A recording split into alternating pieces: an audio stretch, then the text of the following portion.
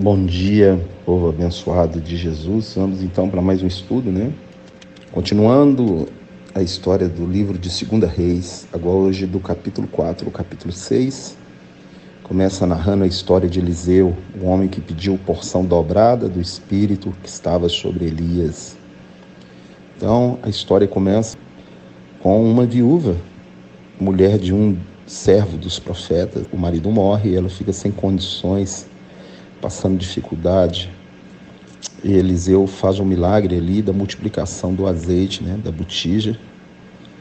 E ela vende aquele azeite e consegue pagar suas contas. Nesses capítulos vai se relatar milagres de Eliseu, de um homem de Deus. Um homem de Deus, ele não é movido pela avareza, porque ele sabe que o sustento dele vem do Senhor. Eu creio que Eliseu ali, e através da história de Eliseu, você vai aprender muitas coisas. Primeiro, Deus cuida. Deus não deixa faltar nada para aqueles que são dele. E a história já começa com uma viúva de um homem de Deus.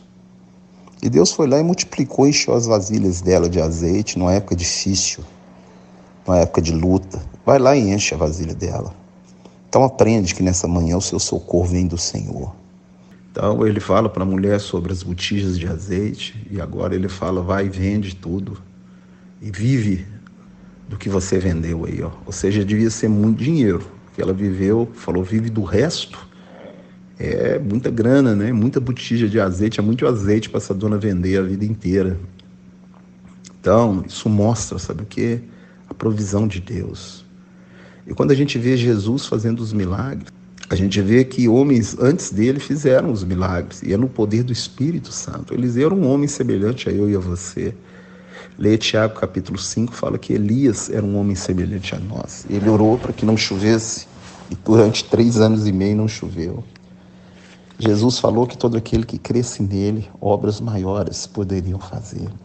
Então Jesus, ele vai fazer também, multiplicar pães, peixes, como um homem. Fala, Jesus veio 100% homem. Leia Filipenses capítulo 2, verso 5 a 10. Leia lá, leia 1 Coríntios capítulo 15, verso 22, 21 em diante. Fala que por um homem entrou o pecado no mundo e por um homem o pecado foi tirado. Cristo Jesus, homem, testemunho que deve se dar em ocasião oportuna. Jesus venceu como homem e venceu para te socorrer na sua tentação humana. E ele sabe o que você passa hoje, e ele te deu o Espírito para que você possa vencer. Então Eliseu foi ali e abençoou a vida daquela mulher. Qual é a função primeira de um homem de Deus? Abençoar outras vidas. Aí, ó. Por que Eliseu não multiplicou a botija para ele, vendeu tudo e ficou podre de rico? Não. Ele foi abençoar aquela mulher que precisava. Um homem de Deus, Deus manda sustentar ele. Igual lá, você fez o estudo de Elias, na época da tribulação, que árabes alimentavam ele, mais 7.000 que não dobraram o joelho da Baal. Pastor, estou preocupado com a grande tribulação. Preocupado com o quê? Se você é mulher e homem de Deus, Deus não deixa faltar nada para você em qualquer situação. Agora, ele pergunta o que quer, que ela precisa. Aquela mulher faz um quarto para ele, que fala, todo dia passa por aqui um homem de Deus, uma mulher faz um quarto para ele. Então eu fico pensando, qual que é o melhor título que alguém pode ter na vida? Esse era o grande profeta, vidente Eliseu de Deus, mas aquela mulher reconhecia nele que esse homem é um homem de Deus. Se você não tem esse reconhecimento das pessoas, reveja o seu caminhar com Jesus. Se as pessoas não veem em você uma mulher de Deus, um homem de Deus, é sinal que você está bem apagado. Porque essa mulher reconhecia em Eliseu um homem de Deus, fez um quarto para ele. Porque ser cristão não quer dizer ser evangélico. Ser cristão quer dizer ser uma pequena cópia de Cristo e as pessoas reconhecerem Cristo em você. E aquela mulher reconheceu em Eliseu homem de Deus. Fez um quarto para ele. Você conhece a história? Ele perguntou o que ela queria que ele fizesse. Ela queria ter um filho, já era de idade, um marido. e ela vai ter o filho e o menino vai morrer. Ou seja, a bênção dela aparentemente morreu. Em vez dela ficar sentada, lamuriando, ela foi atrás do homem de Deus. Você não deve ficar atrás de bodes, mas quem é de Deus, ande com ele. Ande com quem é de Deus, porque essa pessoa vai te acrescentar.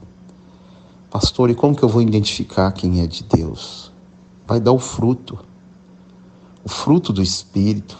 O homem de Deus é livre de avareza. Qualquer pastor que for louco no seu dinheiro pode fugir dele. Você é o homem do capeta.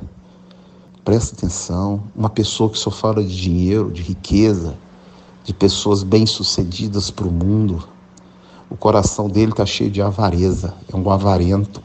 Homem de Deus, ele não está de olho no seu dinheiro, mas na sua salvação e da sua casa.